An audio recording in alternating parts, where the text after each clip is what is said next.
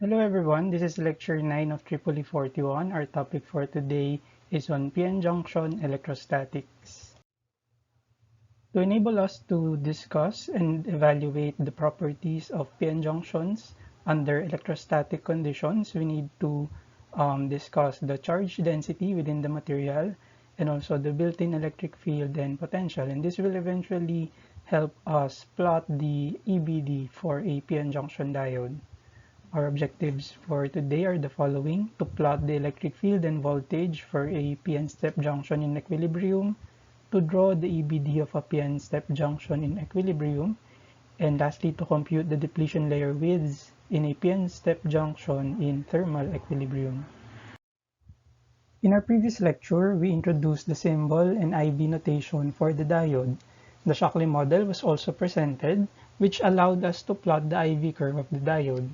In this lecture, we will start by analyzing the diode using our knowledge on semiconductors, and hopefully in the next lecture prove that the diode should indeed follow the Shockley model under some assumptions. We will start with a simplified illustration on how a p-n junction is constructed. We can start with a base or starting n-type semiconductor with a uniform doping. We can then inject or diffuse acceptor dopants into the material in a controlled manner such that the acceptors can only reach a certain depth. Note that on the top side of the figure, both acceptors and donors exist, although we make sure that the acceptors added are much greater than the original number of donor dopants. This is also easier to achieve if we started with a low donor doping concentration. We can also start with a lightly doped p-type material before adding donor dopants on one side to overpower the original acceptor dopants and to make one side to be effectively n-type.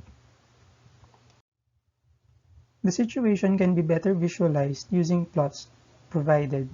Here we still assume that we start with the base n-type material. The plot also shows that the original ND is relatively low. Acceptors are added from the left side and is able to penetrate down to a certain level within the material. The plot also depicts how, in this example, the density of acceptors decrease as we go deeper into the material.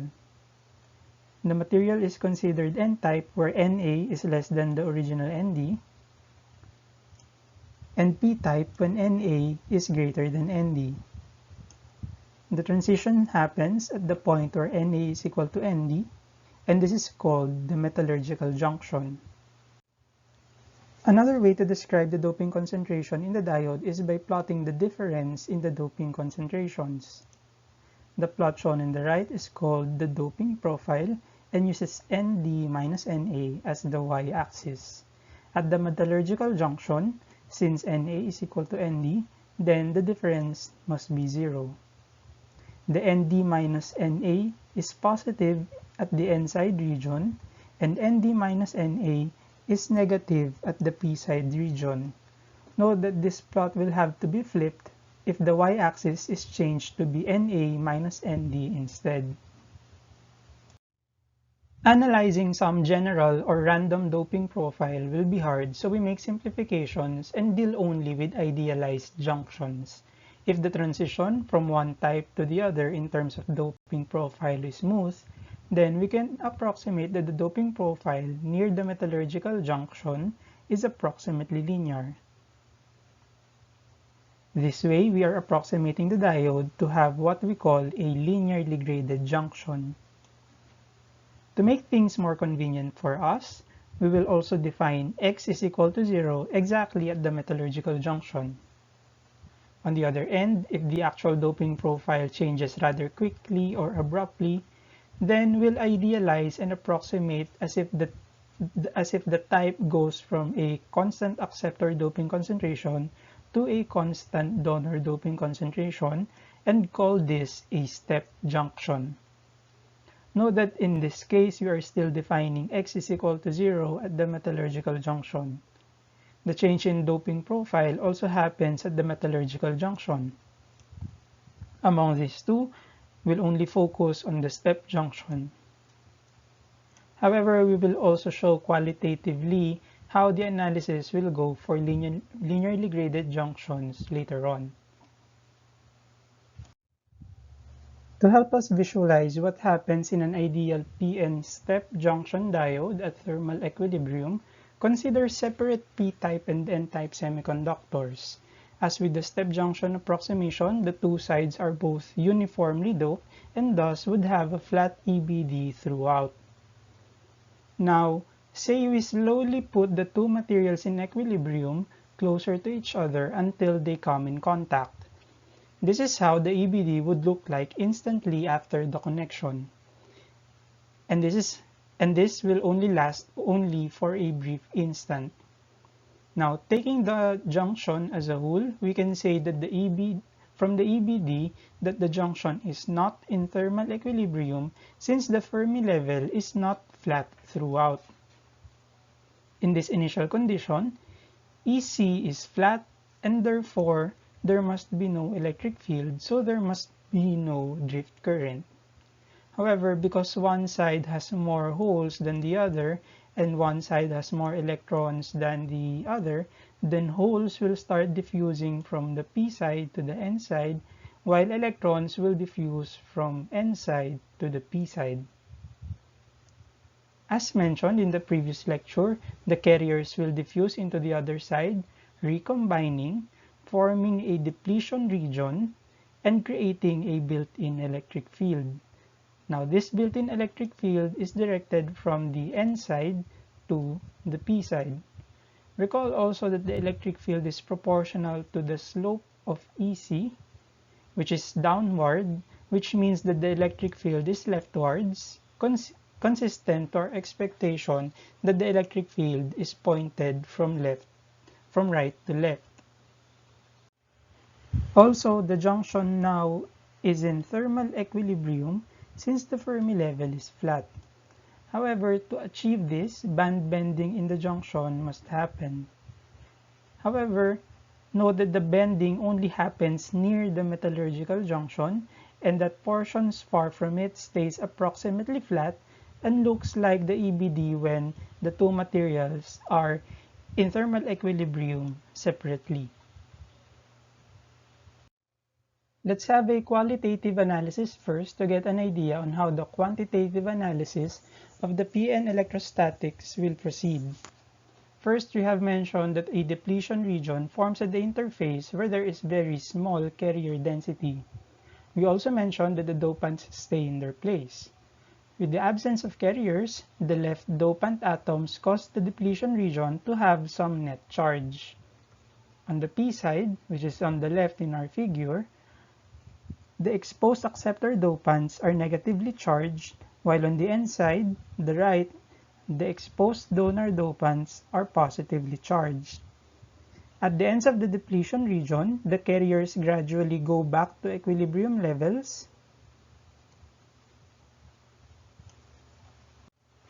so the net charge disappears. We will denote the charge density as ρ. In this context, ρ does not represent resistivity but again the charge density now in coulombs per unit volume. The net charge creates a net electric field. This net electric field is proportional to the integral of the charge density by Poisson's equation. From left to right, since we start with a negative charge density, then the integral will be going down on the negative side. When the charge density becomes positive, the integral starts to go up and remains zero as consistent with our expected energy band diagram where the energy band diagram is flat. Next, we can plot the voltage as the negative of the integral of the electric field. The shape of this voltage plot, when flipped, must give us the shape of the EBD. Created alongside the built-in electric field is some built-in voltage. This built-in voltage is proportional to the amount of bending in the energy band diagram. This VBI is defined from the far end of the P side to the far end of the N side. and is always a positive quantity. Additionally, we will use the variables xn and xp to denote how far into the n side and p side is the depletion region. Xn and xp are always positive and can never be negative. Since we have defined x is equal to 0 at the metallurgical junction, then we need to indicate the end of the depletion region at the p side to be negative xp. The process we will follow is listed in this slide. We'll start with the easiest one, which is to compute the built-in voltage, which can simply be done using the doping concentrations of the p and the n sides. Next, we will use what we call the depletion approximation to get a plot of rho of x that is easy to work with. With the depletion approximation, the charge densities are simply proportional to the doping concentrations. However, the widths xn and xp are still unknown at this point.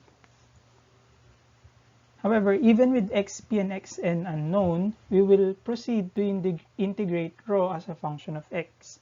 We will then get a function of the electric field, which still depends on the unknowns xn and xp, but we will use boundary conditions where the electric field is 0 at the ends of the depletion region. This is consistent with our qualitative analysis. We can then proceed and integrate the electric field to get the voltage, again even with xp and xn unknown. This time we'll use boundary conditions where the voltage at the left end is 0, while the voltage at the right end must be our computed VBI. We will also use the fact that the electric field must be continuous at x, which means that the net positive charge on the p side is equal to the net negative charge on the n side. This should also make sense since whatever charge you combine on the n side must be equivalent to the amount of charge lost from the p side. The electric field must also be continuous at x is equal to 0, since if not, it would mean that some charge is sitting right at x equals 0, which is within the depletion region. By this point, we can show that we have enough information to solve for xn and xp, and that the previous equations for rho of x, E of x, V of x can already be obtained and defined completely. Again, we will start by computing VBI, which is related to the amount of bending in the EBD. Note that far from the interface, the relative position of the Fermi level to the other energy levels remain approximately the same as when the materials are separate. However, instead of looking at how much EC has bent, it will be easier if we look at how much EI has bent. We can do this since EI bends in the same way as EC. Using the Fermi level as the reference, we can simply add EI minus EF at the P side, and the EF minus EI at the N side to get the amount of bending in EI. On the left side, there is a Q with VBI so that the units will be in electron volts. For non-degenerately doped P-type materials, EI minus EF is simply KT-ln NA over NI, while for a non-degenerately doped N-type material, EF minus EI is equal to KT-ln ND over NI. Summing the two and using properties of the logarithm function, we can show that QVBI is simply KT-ln NA times ND over NI squared. This also means that the greater the doping concentrations are, the larger the built-in voltage and the bending within the device at thermal equilibrium. For example, we have silicon at 300 kelvins, where Na is some 10 to the 17, and Nd is equal to 10 to the 15. Then QVBI must be equal to 0.026 electron volts times Ln of 10 to the 17 times 10 to the 15 over 10 to the 20 which gives us a QVBI of equal to around 0.718 electron volts, or if we divide by Q, we get VBI is equal to 0.718 volts. Next, we have to plot the charge density across the device, or rho of X. The charge density is equal to Q times quantity P minus N plus ND minus NA. This equation must be familiar since we have equated this to 0 for the charge neutrality equation. However, this time we will use the equation in the context of p-n junctions. First, we note that far from the depletion regions, it's as if the carrier concentrations stay the same, and therefore the charge density must be equal to 0. However, inside the depletion region, there is a deficit of carriers, meaning N and P are approximately 0, although the ionized dopant concentrations are not.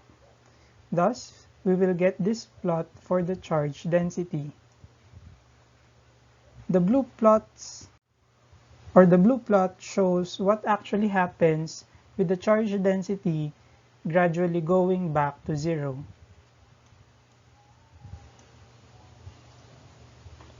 However, we will use the depletion approximation, the one in red, where we assume that the charge density maintains a constant value across the depletion region and instantaneously goes back to 0 at the ends of the depletion region.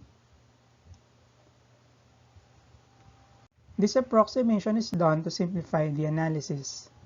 Results also show that this approximation is not bad at all and can capture the behavior of the device with a decent level of accuracy. Focusing on the N side, since we have already noted that at the depletion region, N is approximately 0 and P is approximately 0. However, on the N side of the depletion region, we can say that NA is equal to 0. And therefore, going back to the equation for rho, if P is equal to 0, N is equal to 0, and NA is equal to 0, then we'll be left with rho is equal to Q and D.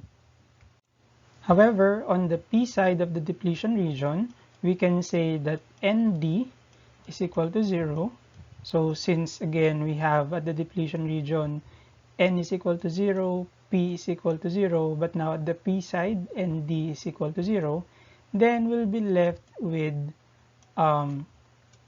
rho is approximately minus Q and A, and that is the level at the y-axis of the charge density plot. Thus, the higher the doping concentrations, the farther these lines are from the y is equal to 0 line. Our previously obtained result is shown on the right, where using the depletion approximation, we were able to obtain a function of the charge density, although xn and xp are still unknowns. Now we will use Poisson's equation to get a plot of the electric field. The Poisson's equation relates the electric field to the charge density by the derivative of the electric field must be equal to rho over epsilon s, where epsilon s is the permittivity of the semiconductor. Epsilon s can also be written as Ks epsilon naught, where Ks is the relative permittivity of the semiconductor, sometimes written as epsilon sub Rs, while epsilon naught is the permittivity of free space. Thus, on the depletion region on the P side, which is from minus xp to 0, we can replace rho with minus Q and A and proceed with the integral with respect to x.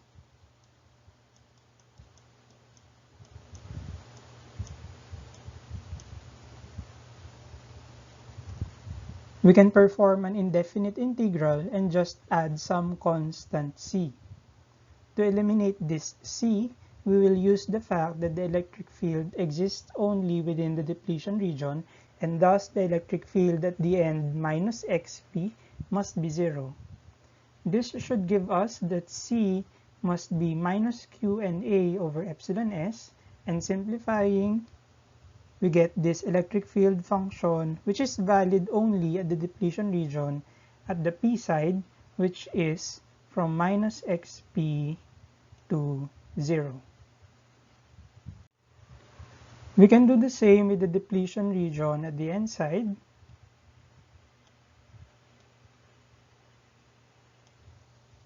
However, rho this time is equal to q and d, and the boundary conditions is that the electric field at xn must be 0. Performing the indefinite integral and eliminating c, we get this function which is valid only from x is equal to 0 to x is equal to x sub n. Note that we actually came up with linear functions of the electric field, that is, from constant functions of the charge density. Integrating that constant value should give us a linear function. The electric field at the p side has a negative slope,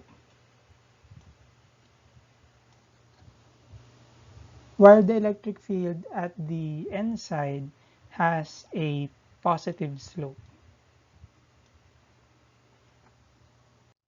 This is how the electric field we obtained using the charge density and the Poisson's equation should look like when plotted. Note that the electric field outside of the depletion region is 0. On the other hand, within the depletion region, the electric field is negative, meaning the electric field is directed from the right side to the left side, or from the n side to the p side. The electric field is also strongest at x is equal to 0, and its absolute value is equal to QNA xp over epsilon s when looking at the function for the p side, and this maximum electric field is also equal to Qn dxn over epsilon s when using the function from the n side. We can also say that the maximum electric field is simply proportional to the rectangular area of the raw plot. This rectangle's area is QNAXP, while this rectangle's area is QNDXN.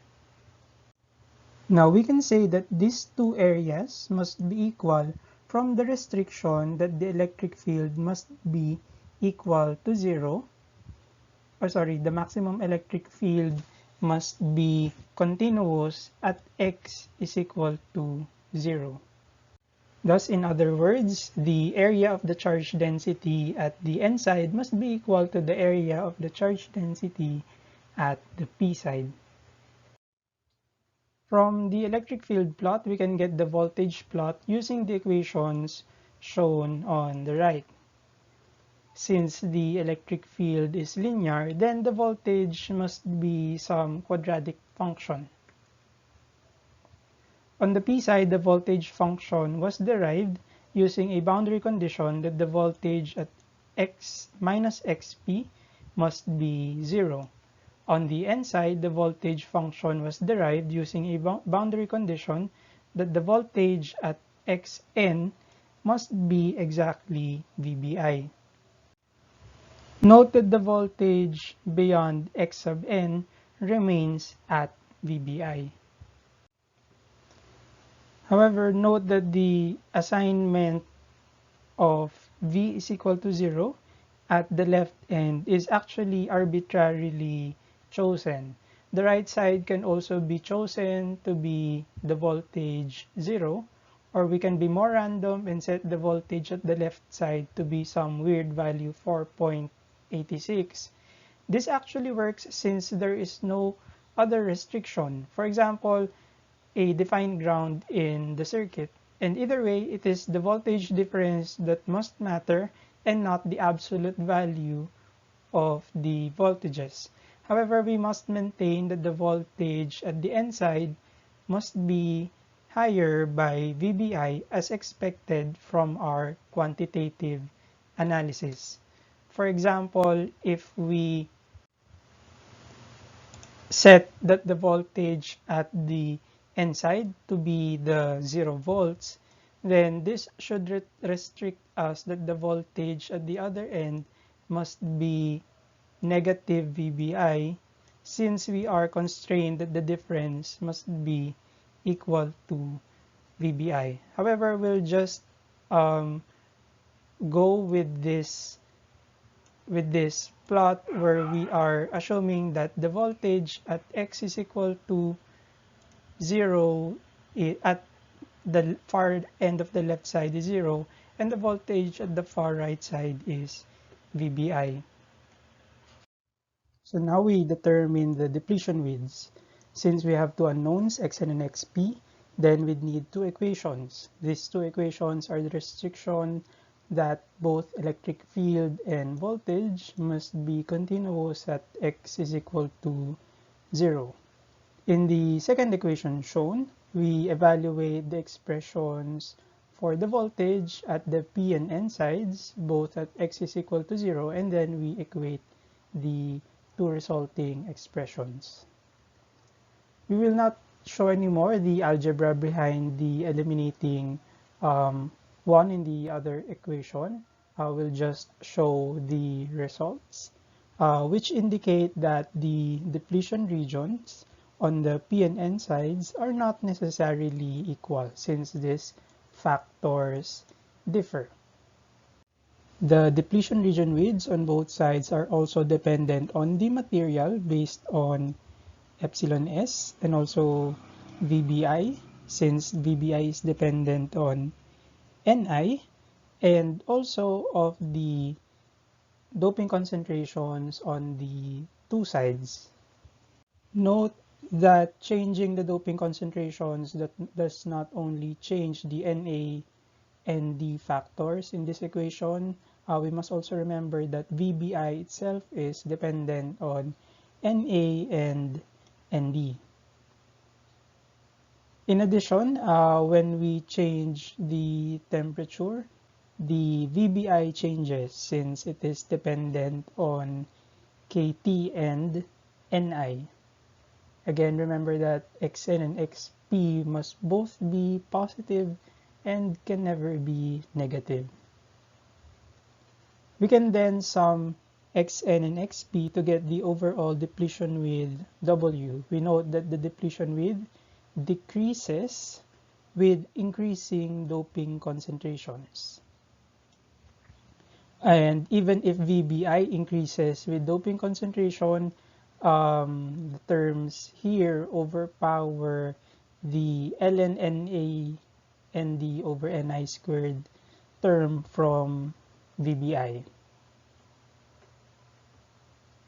We can also derive these alternate expressions for Xn and Xp, which we can use if we already have the total value W first. Then using the doping concentrations, we can get individually Xn and Xp.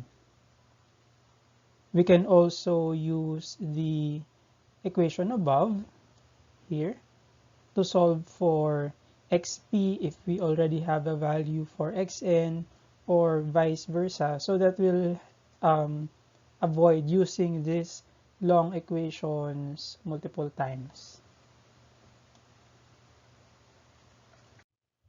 We were able to show that the depletion regions are not charge neutral, but instead have some net charge within them. However, we can still say that the PN junction or the device as a whole remains charge neutral, since the recombination of carriers should happen in pairs. Consider this doping profile shown where the y-axis is in Nd minus Na. So for example, at the N side, Nd minus Na must be positive. So the line is above the y is equal to 0 line. Note that we also indicated that the height of this line is ND, so we are assuming that on the N side, NA is equal to 0 or negligible compared to ND. And that is also true on the P side. We just indicate here NA, so we are actually assuming that ND is 0 or negligible at this portion. Now, with these doping concentrations, we are expecting the plot of the charge density or rho to look like this one. Again, the donor dopants are positively charged, while the acceptor dopants are negatively charged on the P side. Now, this also proves why using ND minus NA is more convenient,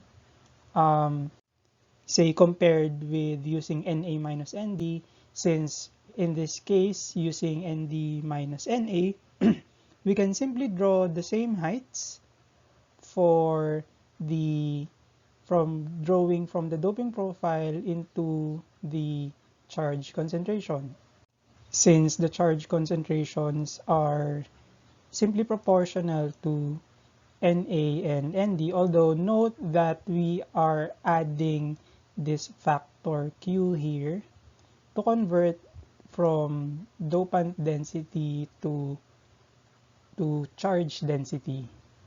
So now it should be clear why we drew the rho or charge density on the N side to be larger in height as compared to that on the P side, since ND is larger on the N side than NA. Now, on the other hand, we drew a shorter XN and XP.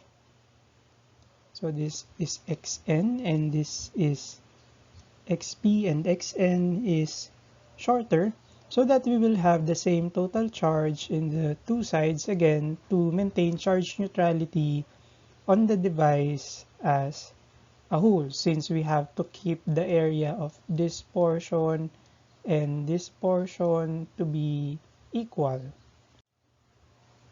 This is also the reason why we have this equation for the ideal step or ideal abrupt junctions, since the areas when multiplying the length and the width in the charge concentration plot in the P and N sides must be equal.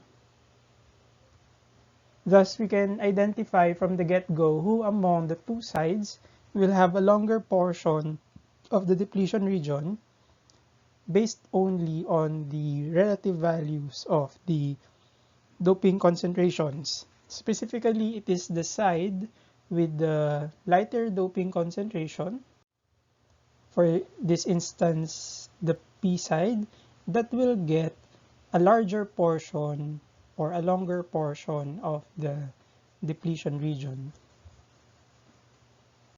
Now let's see what happens when we have one-sided junctions.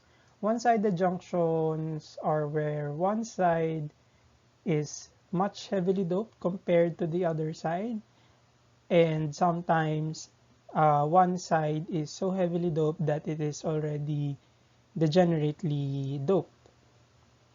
Now when Na is much greater than Nd, or when we have a P plus N junction, looking at the expressions for Xn and Xp, we expect that most of the depletion region should appear at the lighter side, in this case the N side.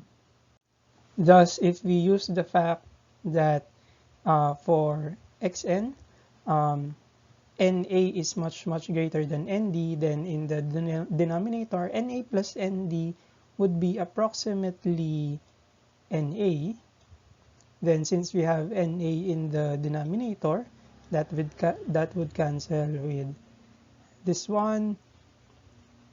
And so Xn can be approximated as the square root of 2 epsilon s VBI over Q Nd.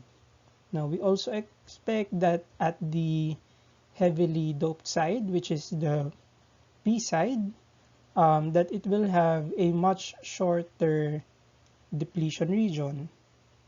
Now looking at the equations, again, Na is much greater than Nd.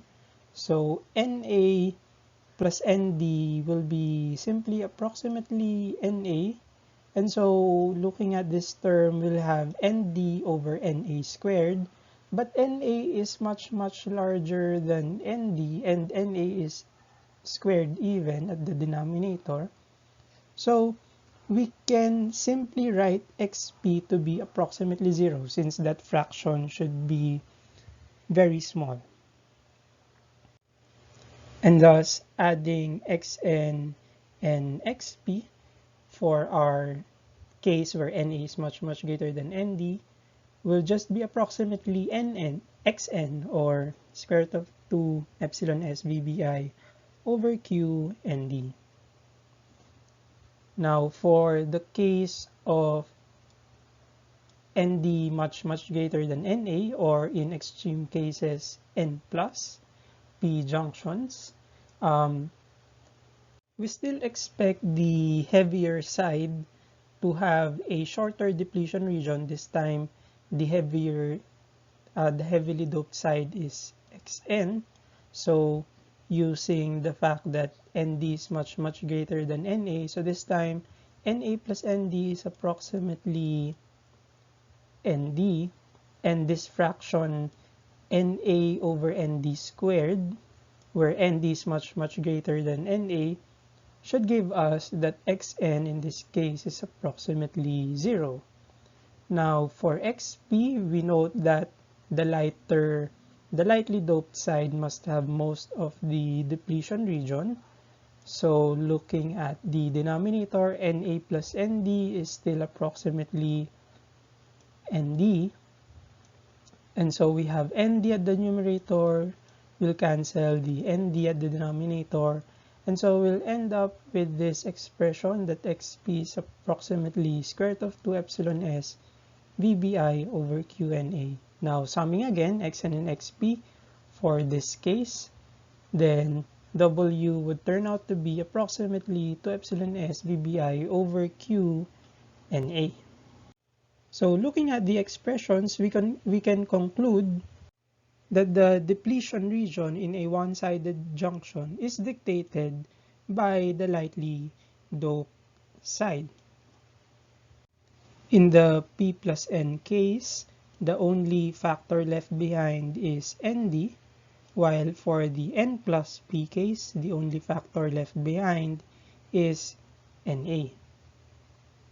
Also, the depletion region only mostly appears on the lighter side, as the depletion region in the heavily doped side is approximately 0, or is a negligible amount or negligible fraction of the whole depletion region. This can be, say, imagined better if, say, we consider this Nd minus Na case, then the charge density plot should approximately look like this one. Since Nd is much greater than Na, say this is Nd and this is Na, for the two plots to be, for the charges to be equal on both sides, then on the N side, the depletion region must be very short, while the depletion region on the lightly doped side must be much longer.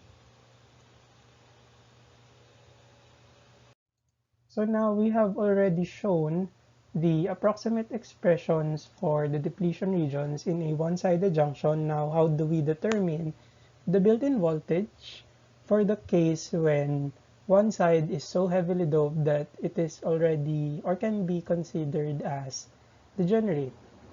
Consider a P plus N junction. Since the P side is degenerate, then our usual P is equal to Ni e raised to Ef, or Ei minus Ef over Kt cannot anymore be used, because that equation only holds for non-degenerate semiconductors. However, we know that the heavier the doping is, the farther Ef is from Ei. So for the case of P plus materials, if no other information is given, then we will simply assume that EFP, or the EF for the p-type material, is approximately EV as shown in this figure and written here.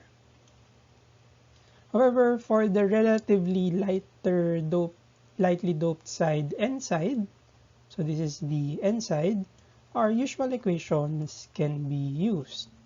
So now to determine the built-in voltage, we note again that the bending of EI at the P side, that the bending of EI is simply equal to the bending of EC. So at the P side, the difference between EI and EV, or EI and EF, is simply EG over 2, whereas the difference between EF and EI on the N side is KT ln ND over NI. And so the built-in voltage must be given by this equation: QVBI is equal to EG over 2 plus KT ln ND over NI. The same can be done with N plus P junctions.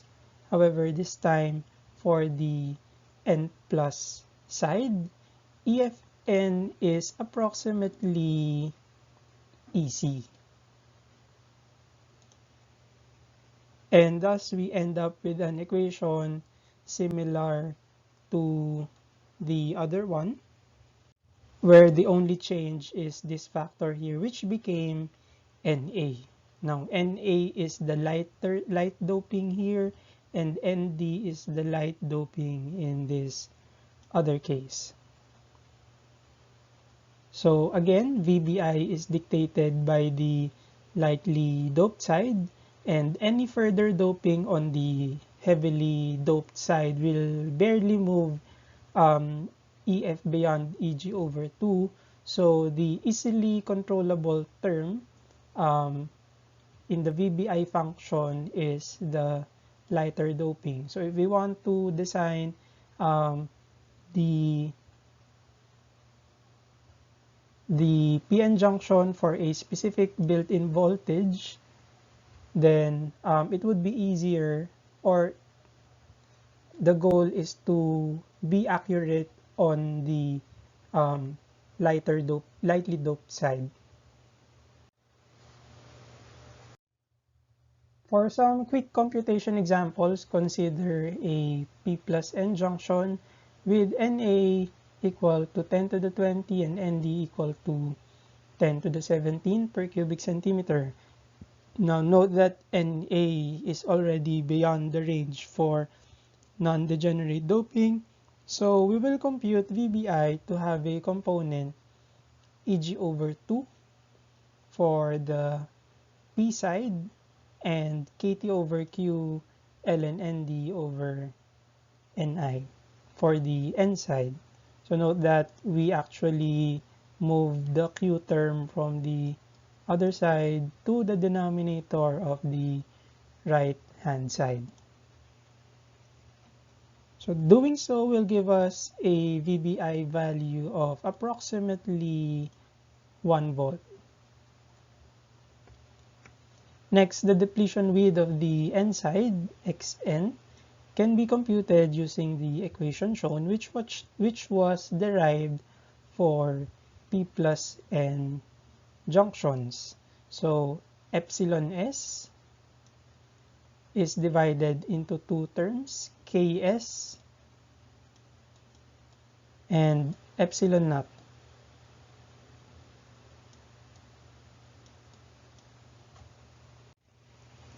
Ks for silicon is approximately 12, while the permittivity of free space is 8.854 times 10 to the 14. So that will end up with some farads per centimeter. And note that the multiplier is not 10 raised to 12, since that will give us the permittivity in farads per meter. Now VBI is equal to 1 volt, and Q is equal to 1.6 times 10 to the minus 19 coulombs, and ND is 10 to the 17 from the given. And inputting that to our calculator will give us this value.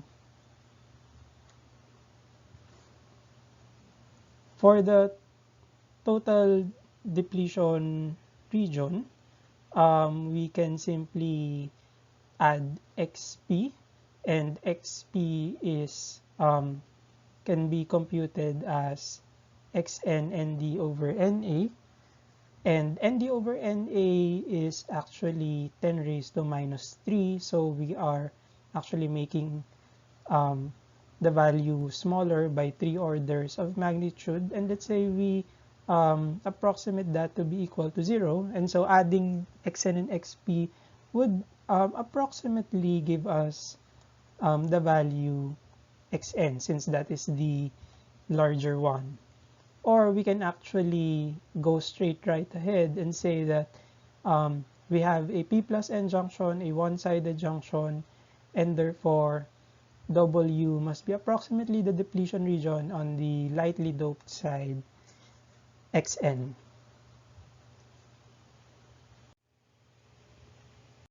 So in summary, we introduced the Poisson's equation to relate the charge density ρ to the electric field. We also used this in conjunction with the depletion approximation, where the charge concentrations become either constants proportional to the doping concentration or 0 outside the depletion region. One consequence of the depletion approximation in a step junction is that NAXP must be equal to NDXN. Now, this is needed for the device to be charge neutral as a whole. The step junction idealization also leads to the electric field varying linearly within the depletion region, and eventually this gives us that the voltage must be varying quadratically within the depletion region. For non-degenerately doped PN junctions in equilibrium, the built-in voltage can be computed as KT over Q ln ND NA over Ni squared, while the depletion region can be computed as a whole as the sum of Xn and XP, which is equal to square root of 2 epsilon s VBI over Q times 1 over Na plus 1 over Nd, which again tells us that the larger the doping concentrations, the smaller the depletion region with is. For one-sided junctions, with one side being degenerately doped, either P plus or N plus, we can use the following equations, where N is simply the reciprocal of 1 over Nd plus 1 over Na, and we substitute that value N in this equation to be more general regardless of the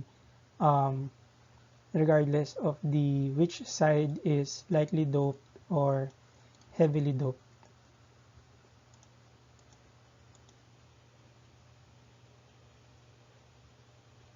And also we can actually translate this as if we say we have Na much greater than Nd, then this term here can be approximated to be 0 or very small as compared to this one. So we can actually say just replace N with the lighter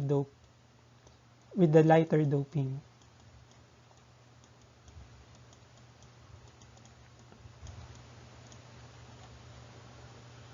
Okay, and that's the end for this lecture. Thank you very much for your time.